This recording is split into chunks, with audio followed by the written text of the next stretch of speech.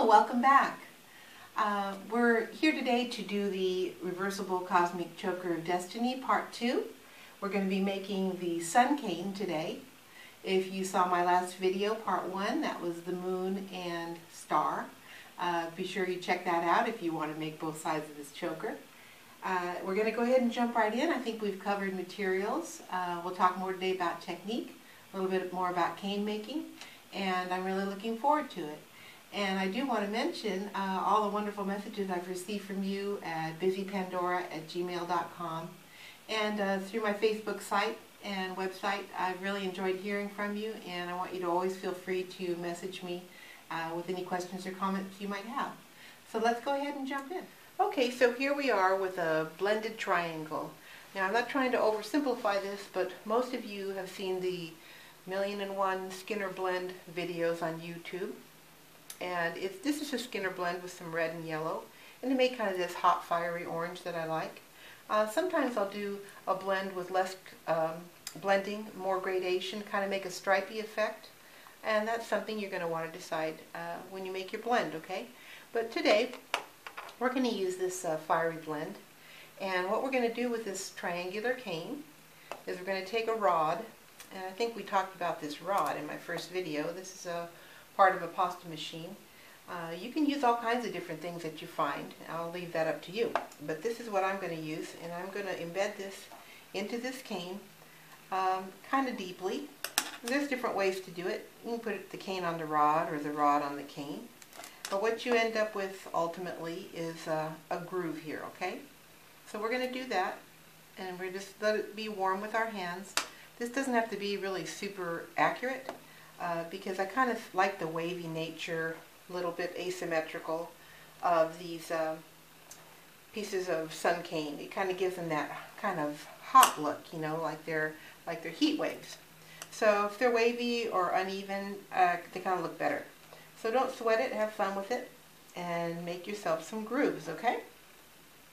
So when you've made your grooves, you're going to take a piece of extruded material. Now you can extrude this if you have an extruder, and if you don't have one, it doesn't matter, because you can just roll them up in your little hands and they're going to look fine, because as I said, perfect uniformity is not the goal of these wavy lines. They're wavy lines, right?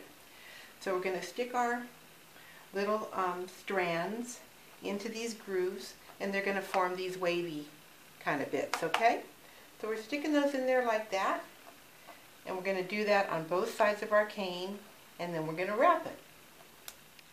Okay, so now you've got a little heat ray cane, and it's really cute. You know, you got your little waves in it from your black bits that you put in. They don't have to be perfect, and I want you to always remember that when caning, okay? So I'm going to wrap this in a sheet of black, and I'm going to fill it with black. So we talked a little bit about the fact that when you're going to fill with something, you want to wrap it with the same color, and it keeps your design nice and crisp and clean looking, and your lines are more defined if they're wrapped in a color than not. And as I said in the last video, it doesn't have to be black. I happen to adore black, but that's my problem. You could put any color wrap on there that you really like. So this is the one we're going to use. So now we've got a nice black defined wrap, and it really shows your little heat wavy things on there. And we're going to cut this into equal pieces, and we're going to put it on this center. I make the centers different every time. This is the one I made this time.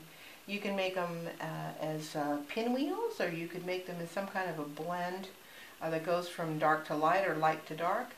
This is kind of a version of this cane that's then wrapped in a sheet of yellow and a sheet of red. And it's really fun to experiment with these and make them different ways. So I'll leave that to you. This is about a 3-inch around piece of center cane, and the purpose of that is so that these pieces can fit around it. Now you don't have to take like a math class and get all crazy. I know I'm not planning to do that, but I know for a fact that this is just a little over a 1/2 inch wide at the base. Okay, so I'm going to fit them around something. If I've got 6 of them and they're a 1/2 inch, then simple math would tell me I need about a 3-inch center. So that's what I made. You don't have to have it just exactly right. You can kind of squish them down around the bottom, and you can make them fit. But if you have an idea where you're going, it's certainly easier for you to fit them on there, less frustration for you to do that. So that's why I've showed it to you. Okay, so you've got your rays cut now, your triangle cane, and we've arranged it around our center, however we wanted to make our center. And now the next step is going to be to go in ahead and fill with your black. And your black canes are something in the ballpark of the right size. During the compression and reduction process, these things will fit, and we know that from the other video that we don't have to have them just exactly. And we're going to fill in like this, and we're going to put them all in and compress it into a circle.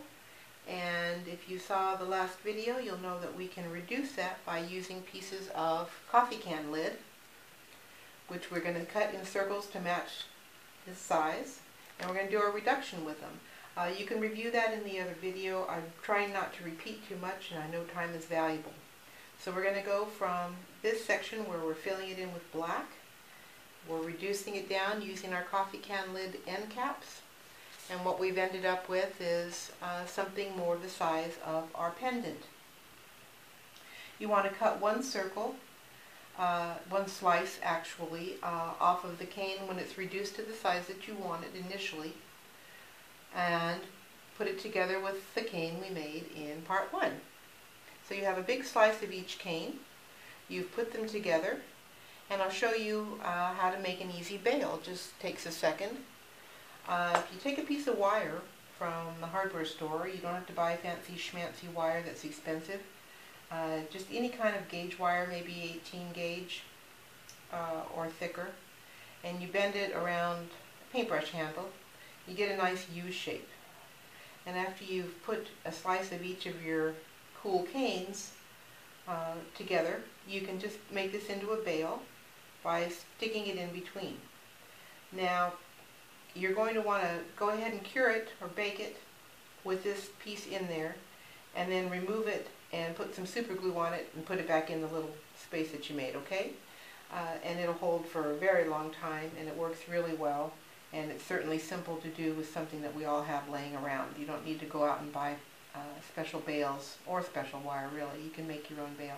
If you want it to hang this way, then you just put it in that way. So you can either use it with a ring, or you can use it with the wire that you're going to put this on, just depending on where you put your bail. So we're going to go to the reduction. Here's a little guy, cute little sun guy, and cute little moon guy. And this is how you're really going to make your beads the super easy way I know you're going to love.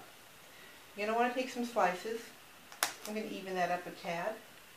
You're going to want to take some slices that are the size of a little thinner than a nickel. And don't worry about exactness. We don't do that in my tutorials. But you're going to have a slice of each one, okay? And this is just a nifty thing. I'm sure you've been through the poking a hole through things process when the clay is uncured and it squishes around and distorts your shape, and then you got to reshape them all. So we're not going to do that. What we're going to do is we're going to get our toothpicks, which I happen to have in here. We're going to take a toothpick and we're going to make a little groove in each of these, okay? And after you've made a little groove in each of these, and it's right about where you want it, we're going to take our Sculpey Bacon Bond. You can use translucent liquid Sculpey or Sculpey Bacon Bond. This one's a little bit less expensive usually. You're going to take a drop of each one, and you just need a drop. Don't want to go too close to your toothpick, because you don't want to glue your toothpick in there, right? So you just want to put a dot there, and a dot there, a little closer to the outside than to the toothpick. It doesn't take much, because these really want to bond together anyway, and that dot's just a little insurance that they don't ever split open. So there you go. You can put your beads together like this on your toothpick. Flip it over, make sure we don't have any humpies. Looks pretty good. You can even it up. Okay? You can give your toothpick a little twist. And that's just to make sure it doesn't adhere. I've had maybe 5 in years just bake right into the bead. I had to drill them out, but that's a very uncommon occurrence. So you've got your toothpick through there, and here's the really cool part. Last time we talked about baking your round beads on a piece of wire to keep them round. And here's another way that you can cure or bake up your beads, and that is you can make yourself a nifty bead baking rack out of scrap clay. And scrap is something we all have way too much of. We may as well use it for something that we're going to like. So I made this little bead baking dealio, and I'm going to take my lovely beads, put them in at an angle, because every so often they will slide down and, you know, stick to it. That's rare too, but you know, why bother? So stick your little toothpick in here at an angle, and you can fit really quite a few of them on there. And then go ahead and cure it up. And what's going to happen is this toothpick is going to get in there just tight enough that you can slide your bead off of it when it's cured if you want to. So what I do is before I slide my bead off of it, I go ahead and glaze it at the same time. So I go ahead and take my Sculpey gloss glaze, or your satin if you don't want it too shiny. And after these are cooled, I can go ahead and use my little rack to glaze them up, and I don't have to find some other place to put them while they're drying, and they're already there. So I think you'll really like this. You can use your little baking device over and over again. You can wrench these out of there, or you can just leave them in there to put different things on. But it's really pretty cool, and it's the worst case scenario is that, you know, you use it to death, or you can't get the toothpicks out and you toss it. But a lot of our scrap clay was headed for the trash can anyhow, so you're not really out anything. So there's your rack, and when you've got them all cooked up, you're going to want to put them onto any kind of wire. There's lots of different things that you can get. This was just a piece of memory wire that I used, and these were spacers that I had on hand. These little matte pony beads or e-beads. And this one came with a little screw clasp on it. But believe me, there's so many ways you can do this. You can even use stretch material if you want to, and not even have to put a clasp on it. This is a bale that I sent away to China, and I got a whole bag of them. They were very inexpensive, so check out eBay and your different options for those if you want to use that kind of bale. But you know what? Your wire bale looks good. It's something everybody has on hand or can easily get. So that's what we do with this one. Well, what do you think? This is really an easy project when you get right down to it. I hope that you've enjoyed it, and I hope that you make a lot of different things from the leftover cane that you have, which we'll talk about one of these days in another video. So you've made your sun, and you've made your moon and star from part 1. And I want to talk about what we're going to do with the future. I would like to make the tiled bracelet and the bangle bracelet, which are both pretty easy to make, and I think you really like doing it. What I'd like to do with you is make a complex cane next time. We're going to take the colors of your choice. We're going to go over blends. And what I'm going to show you is that a complex cane is not really a complicated cane. A complex cane is nothing but very simple shapes and blends put together to form a more complex design, and then reduced, cut, recombined. Pretty soon you've got a really complex, beautiful design. And we're going to talk about size, we're going to talk about technique, method.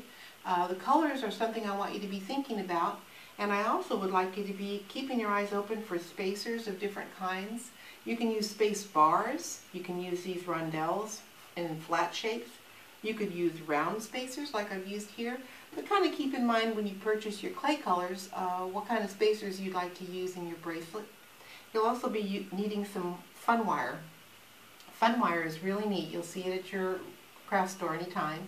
It's a different colored wire that you can get. It comes in a package of, gosh, a dozen different colors.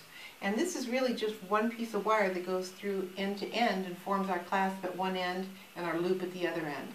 So when you're out shopping, start thinking about that. It's a really fun tutorial. I know you're going to really like it.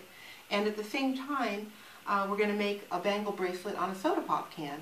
using the complex cane. So what we've got going is part 1, complex caning, part 2, tile bracelet, bangle bracelet. So I think that's going to be a really fun project for you. I think you're totally ready for it. I know you're going to enjoy it, and I'm really going to enjoy showing it to you. So plan to come back again. Hit subscribe. There's a red button that is a subscribe button on your YouTube screen. And go ahead and subscribe, and that way you get these automatically, and you won't miss anything on the next go round. So thanks again for coming. It's been really fun. Thanks for all your notes and messages, and I look forward to seeing you again. Bye.